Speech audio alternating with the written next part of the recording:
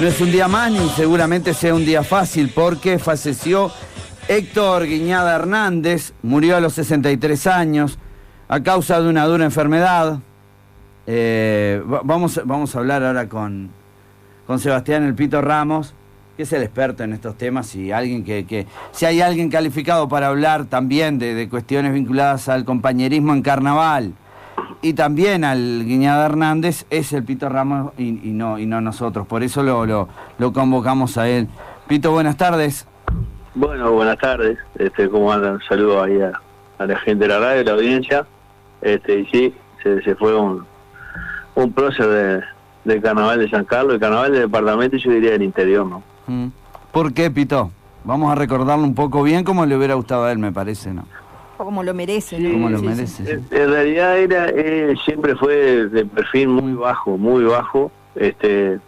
Tanto te diría que esto, para empezar con un comentario, una anécdota, cuando se hace la reestructura del techo del Teatro de Verano, fue él quien dirigió la obra, ¿verdad? Guiñada, ingeniero civil. Claro. Dirigió la obra, hizo toda se asesoró con arquitectos, conocidos, amigos, pero sobre todo por el amor al carnaval, vamos a decir. Cuando estaba en plena obra, el alcalde Carlos Pereira, ya Guiñada cumplía 40 años en carnaval en ese momento, de ese año, 2023, 2024,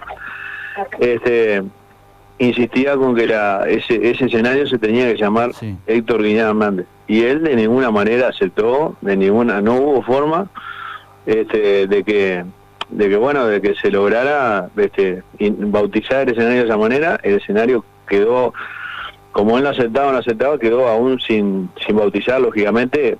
Me imagino que ahora toda la comunidad carnavalera, toda la gente de la cultura, sin duda alguna, que va a denominar ese escenario Héctor Guiñada Hernández. Pero digo eso para pintarte un poco el perfil bajo, no solo en eso, sino en otro aspecto, porque uno lo conoce hace 40 años. Tú me dices hacer un poco de historia. Guiñada fue uno de los pioneros en el carnaval, en el Murga acá en San Carlos, allá por los años 80 y pico, cuando prácticamente habían desaparecido las murgas, había uno o dos. Sacaron una murga que se llamó Sin Ley de Juego. Fue una murga que hizo con los hermanos de él, con Luis Hernández, otro ilustre cantautor de San Carlos, también lamentablemente fallecido. Y fue una murga que como que intercedió, siempre era la murga, el modo estaban Los Fantasmas Se Divierten, Los Peores del Barrio, murgas de diferentes barrios. La Sin Ley de Juego apareció como una murga que no tenía barrio, una murga formada por gente muy joven, un estilo distinto, y fue una murga que durante varios años, 87, 88, 89, 90 hasta 91 creo que duró, una murga muy activa, en el momento que no había concurso, pero sí donde se hacían mucho, había carnaval, pero había escenarios sobre todo de canto popular. En la época del canto popular había un auge muy importante, en los 80, siempre estaba Pico Seco, Sin Ley de Juego, murga la cual yo fue donde arranqué a tocar, tenía 14, 15 años en Sin Ley de Juego, en aquellos años, y venía, Biglietti, Cita Rosa, los Limareños, siempre era la murga convocada de telonera, era algo muy lindo que vivimos aquellos años, con el Guiñada al frente. Luego tuvo un parate de carnaval, que unos años que estuvo medio complicado, por temas que a nivel municipal no se organizaba el carnaval, había cierta resistencia, pero luego como que se intentó recomponer el carnaval, y fue cuando surge la murga Pico Seco, con el Guiñada, Turco Martínez. Yo también tuve la suerte de formar parte de esos primeros tiempos de la murga Pico Seco, cuando empieza Pico Seco a salir en carnaval, una murga que hizo un largo camino durante muchos años, incluso llegó a estar compitiendo en Montevideo, con el Guiñada muchas veces como director, como arreglador, como letrista, en diversas tareas, y sobre todo siempre con la parte de sustento de la murga, de la organización, de toda esa parte que es fundamental de que exista, tiene que existir esas personas que son las que nuclean a otras. Luego de eso forma otra murga, la murga cara a cara, que él siempre siempre hasta te diría que hasta la semana pasada, porque siempre fue la vocación de él, hacer surgir nuevos murguistas, o sea, darle posibilidad a nuevos valores, a nuevos artistas, algunos que no se creían que fueran a ser ni murguistas, ni artistas, ni cantores. Él los incluía, los hacía cantar, lo hacía actuar, y allí descubrió un montón de gente, enseñó un montón, hizo montones de talleres. Por ejemplo, así como anécdota, siempre hablábamos acá que en Pan de Azúcar no había murga, como no había murga en zona oeste, no había ninguna. Él hizo un taller allá en Pan de Azúcar de murga cuando no existían los talleres de murga prácticamente.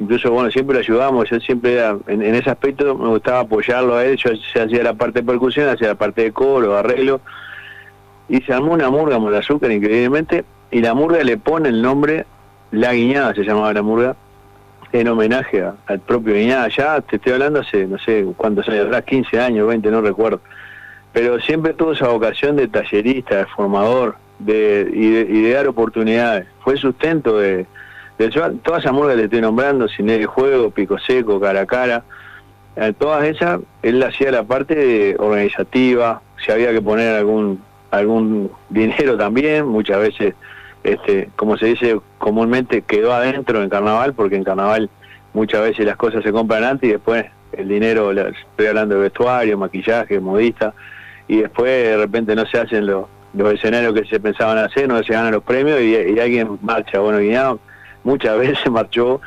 seguía sustentando, seguía apoyando, y después fue artífice así como te digo, fue artífice de murgas, también lo invitaron a salir en muchas murgas que en un momento determinado precisaban una mano. Siempre estaba él. Ahí te puedo nombrar a la Osa Rafaela, a Cebala Combi, bueno, a Flor de Barullo, que fue uno de la murga de Balneario de Buenos Aires, fue a impulso de él, digamos, él hizo talleres y logró que en el Balneario de Buenos Aires hubiera una murga que después, bueno, continúan, todas esas murgas que él formaba, como continuaban de forma independiente. Te estoy hablando a nivel de lo que era él como artista, y como persona influyente en el carnaval, y luego lo que fue políticamente a nivel de organización del carnaval, en los años que la murga no tenía ni voz ni voto, que se formaban, se empezaban a formar las primeras, no era la asociación de murga, eran los directores que iban a las reuniones a pelear su presupuesto, a ver si los escenarios, todo lo demás. Él era uno de los abanderados, siempre con su habitual impronta, y además con un convencimiento tenía sobre la gente. Eso siempre le decía, convence hasta un sordo, ¿viste? Porque él un tipo que tenía una capacidad de expresarse, de hablar,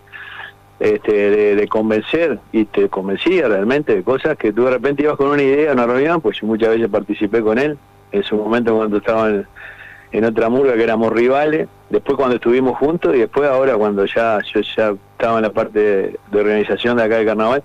Muchas veces te ibas con una idea y ahí él conversando te convencía de lo contrario, una cosa impresionante. Y bueno, y después un tipo que fue profesor de un montón de nosotros, las generaciones que tenemos entre 40, 50 y capaz que un poco más.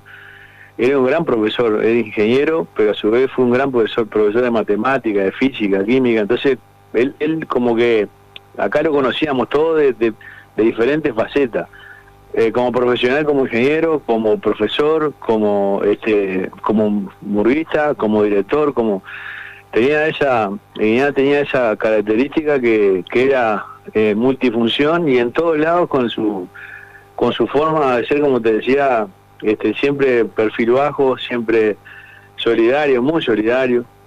Así me voy acordando de cosas, por ejemplo, en los Orzales, que es un merendero que hay acá, también era el que organizaba los talleres para los gurises, niños jóvenes, que después muchos de ellos salieron a murgas con él, o lo formó y ellos salieron en otros conjuntos. O sea, de ese tipo de cosas, todas de forma honoraria, ¿verdad? Si hay alguien que trabajó honorariamente por el carnaval fue Guiñada.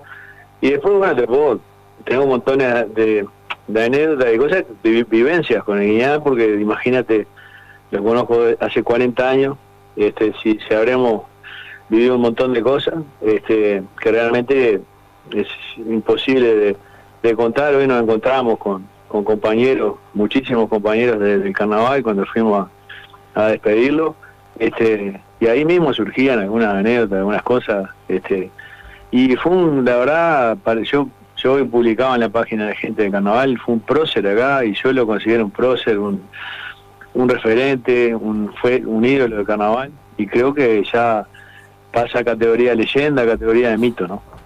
Claro. Pito, queremos agradecerte estos minutos, este ratito. Queríamos, bueno, que alguien que lo conociera en profundidad como vos tuviera algunas palabras, así que nosotros no tenemos nada más para agregar y no hay palabra más autorizada que la tuya, que de alguna forma también te sentimos parte de este programa y te incorporamos. Y hoy creo que no hay mucho más para decir, lamentar esto que se lleva a una parte del carnaval también junto con él, ¿no? Se lleva a una persona joven también, ¿no? Así que, Pito, agradecerte este ratito y mandarte un abrazo desde acá. Bueno, nuevamente para ustedes, gracias a Susana que siempre se acuerda, a ti Fabián, bueno, un abrazo grande y bueno, hasta siempre, Dios Momo. Un abrazo. Sebastián El Pito Ramos. Bueno, el saludo para la familia y los amigos. Sí, por supuesto, y a toda la gente sí, a toda la carnaval. Gente